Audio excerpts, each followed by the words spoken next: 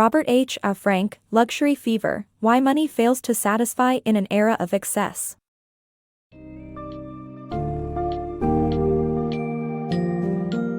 In Luxury Fever, Why Money Fails to Satisfy in an Era of Excess, Robert H. Frank discusses the increasing societal obsession with extravagant consumption and its impact on our lives and choices. Through examples such as high-priced gas grills, extravagant housing, luxurious cars, and the general spending habits of the rich, this book sheds light on how the middle and lower classes struggle to keep up with escalating costs.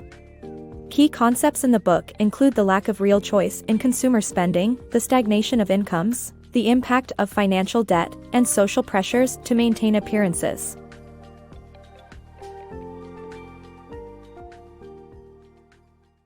The Luxury Fever. The book explores the phenomenon of luxury fever that has gripped America, where people are spending extravagantly on items ranging from homes to cars and grills. The author highlights that even though the rich lead this spending, the less wealthy emulate them.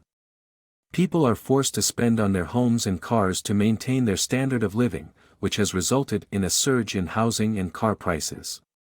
Furthermore, the author notes that the unprecedented high prices of luxury goods have not diminished the demand for them.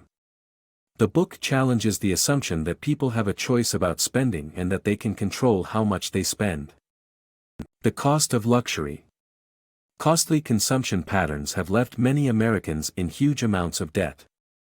Despite rising costs, there has been no increase in incomes for the majority of Americans in the past 2 decades.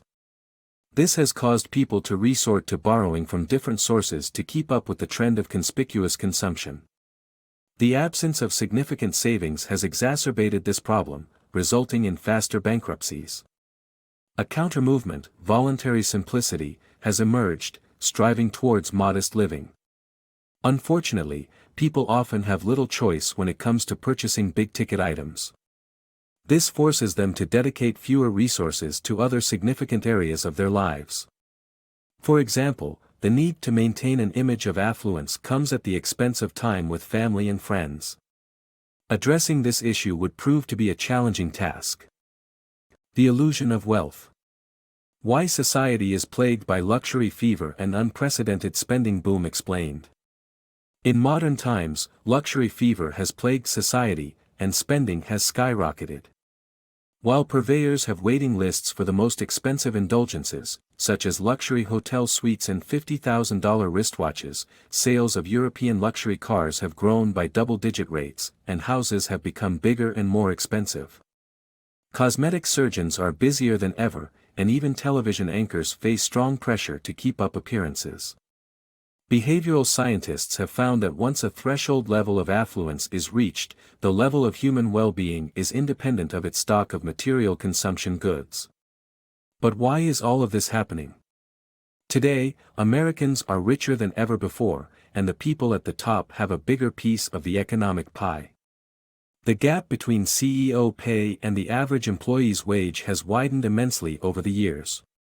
The winner-take-all markets are a significant contributor to this phenomenon, which has put enormous wealth in the hands of a small group of winners, who spend their money on ostentatious cars, homes, clothes, and toys, setting the standard for the rest of the community. The illusion of wealth, created by the rise of conspicuous consumption in winner-take-all markets, must be addressed. One way is to tax it, as this strategy has been widely employed in past and present societies. It's time to rethink our spending habits and eradicate this modern-day luxury fever. The dangers of keeping up. The book highlights how the rat race, or the constant need to keep up with others, leads to harmful behavior and less overall happiness. People continue working longer hours, accumulating debt, and engaging in unhealthy practices because of societal pressure to maintain relative status. This pressure stems from evolution, as primates like humans place a strong emphasis on relative reward and status. Although research shows that money doesn't buy happiness beyond a certain point, people still believe that it does and continue to pursue wealth.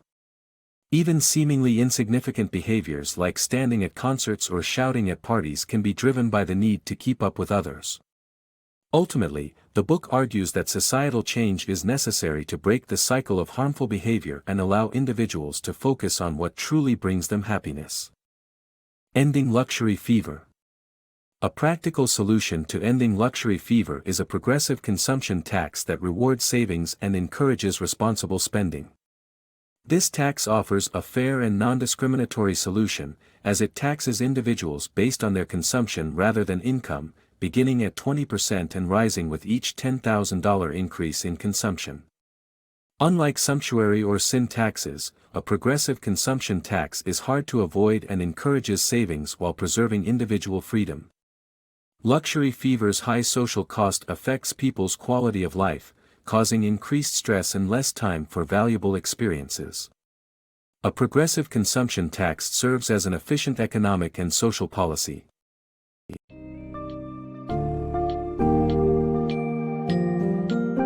Frank asserts that the luxury fever gripping society is harmful and unsustainable. He emphasizes that the extravagant spending of a select few sets unrealistic standards for the rest, leading to mounting debt and decline in overall happiness. To combat this issue, Frank proposes the implementation of a progressive consumption tax, which he believes would encourage savings, promote fairness, and help reduce the social pressure for conspicuous consumption. In conclusion, overcoming luxury fever demands a collective effort and changes in our perception of success and well-being in order to lead more fulfilling and sustainable lives.